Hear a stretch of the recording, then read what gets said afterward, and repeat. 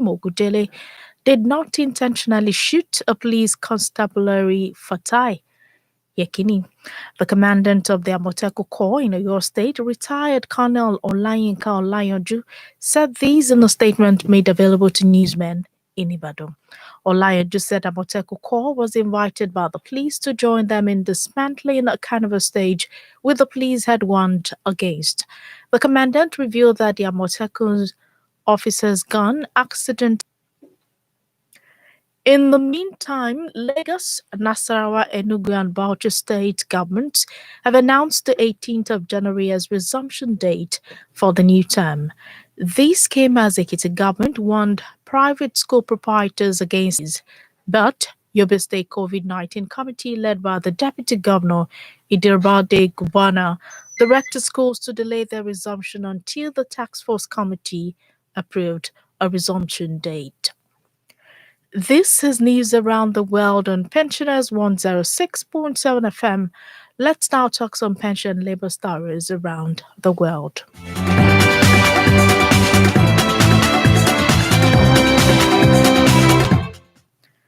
The leadership of the Academic Staff Union of Universities, ASU, says it is awaiting the release of 40 billion naira earned allowance.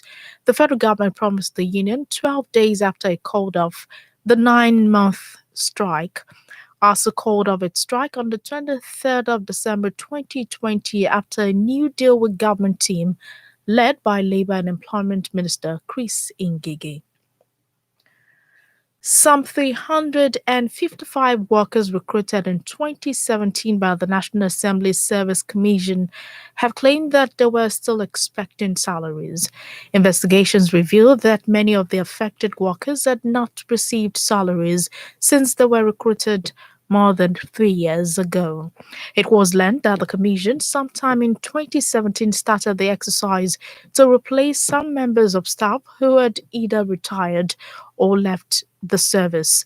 In the meantime, Osun State government has released the sum up to 100 million naira to offset pensions owed to the retired workers in a bid to reduce the burden of retirees.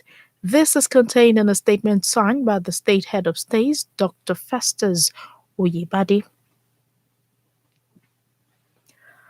A report says a rally on the stock market in the fourth quarter has helped boost the strength of Canadian defined benefit pension plans.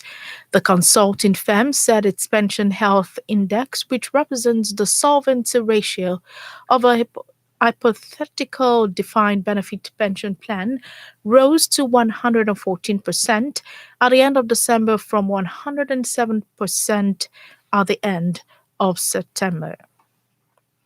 You're still on to news around the world on Pensioners 106.7 FM. Now to other stories.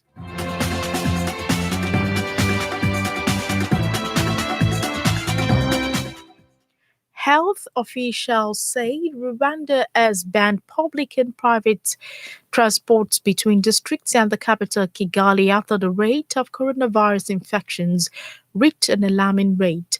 In a statement, the office of the Prime Minister noted that domestic and international tourists can still travel across the country, but must carry proof of negative COVID-19 test results. The country has in the past 7 days recorded 820 new cases and 30 deaths. Similarly, people in all of England and most of Scotland must now stay at home, except for a handful of permitted reasons as new lockdown begin in both nations. Schools have closed to most pupils in England, Scotland, and Wales, while Northern Ireland will have an extended period of remote learning. England's rules are due to last until at least mid-February. Scotland's will be reviewed at the end of January. Prime Minister Boris Johnson warned the coming weeks will be the hardest. Meanwhile, America's President-elect Joe Biden says politicians cannot seize power in the United States because power has to be given by the American people. Biden's comment comes as Georgians troop to the polls today for two closely watched United States Senate runoffs that could shape the first years of the new Democratic presidency. United States President Donald Trump and his successor both in Georgia for the battle of the Senate seats. For nearly 20 years, Georgia has voted reliably Republican in the presidential election and Senate contests. A newly elected Congresswoman, Lauren Boebert, has pled to carry a Glock and gun during her term in Washington, D.C. In a video released, Republican Lauren is shown loading a handgun before walking around the city. But the city's police chief says he plans to speak with Ms. Lauren about the strict rules on carrying firearms.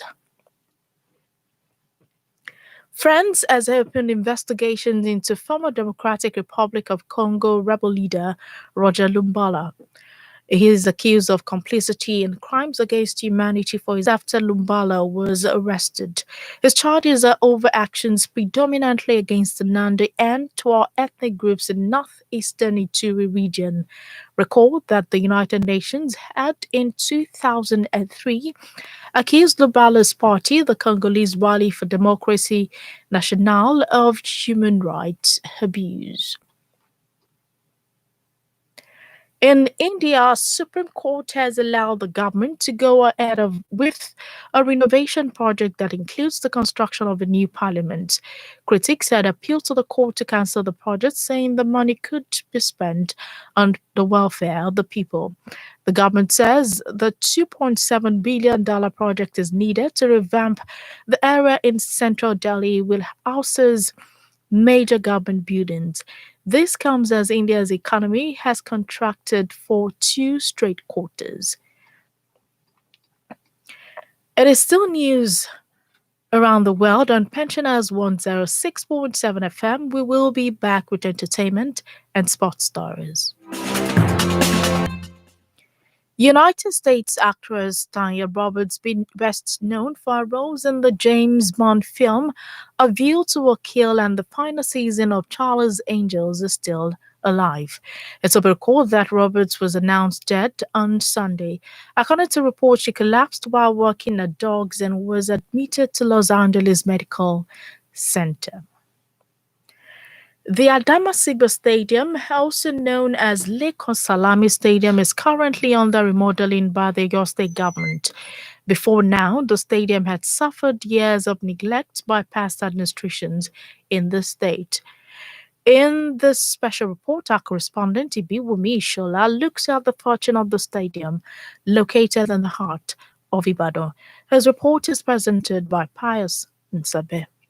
In 1976, during the regime of Brigadier David Jembewon as the governor of Oyo, the 28th of May 1988 to be precise, the sporting arena called Adamasingba Stadium was opened with a capacity to accommodate 10,000 people. The multipurpose complex is the home ground to the Shooting Star Sports Club of Ibadan and venues for other sporting activities and events. The potential of the sporting complex has, however, not been optimally utilized due to rot and decay, making most facilities moribund as a result of what many believe is a lack of maintenance culture most Nigerians are used to, particularly those at the helms. Over the years, many of the structures were overtaken by bushes while reptiles were having field days. And while many administrations in the state had expressed the intention to give the stadium a facelift, most efforts only stopped as decision on paper, while the decay continued to worsen. But it seems all that is finally changing under the present administration, as the incumbent government, led by Engineer Seyi Makinde, is already remodeling the stadium at the cost of 5.5 billion naira. And to ensure it does not fall into financial stumbling blocks like in the past administrations, the governor has given out the project under the alternate funding project approach. During the flag off of renovations at the main bowl of the stadium, Governor Seyi Makinde said the contractor would fund the project while the state government would repay over 29 months. If there was a call for cities to host a national sporting event today, can Oyo State boast of having capital? No. And this is why we're here today, to flag off the remodeling of the Lake Salami Sports Complex, Ibadan. The total contract 180 million 1,151 naira 62 kobo. The company in charge of the project said work has commenced in earnest and nothing would hinder the project. He added that the present capacity of the stadium would be enlarged by 25% to increase the number of people that can comfortably occupy the stadium at a time. Chairman, Sports Writers Association of Nigeria, SWAN, Oyo State Chapter, Olaolu Fawole, bears his mind on the development.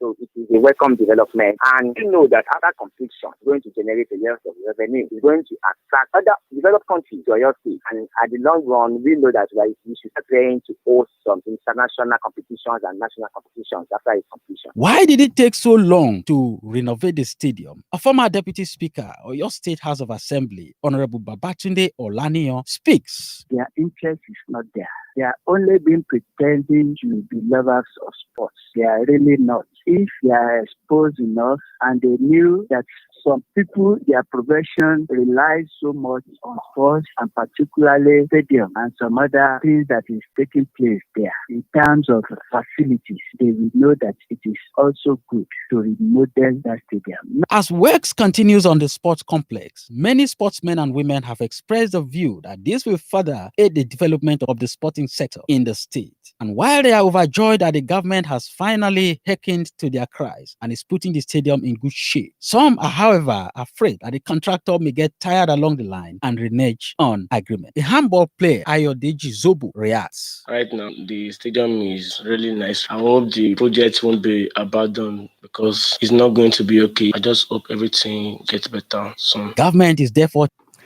That special report on the fortune of Lekan Salami Stadium Ibadan was compiled by Ibiwumi Show 6.7 FM. Here's a recap of the top stories.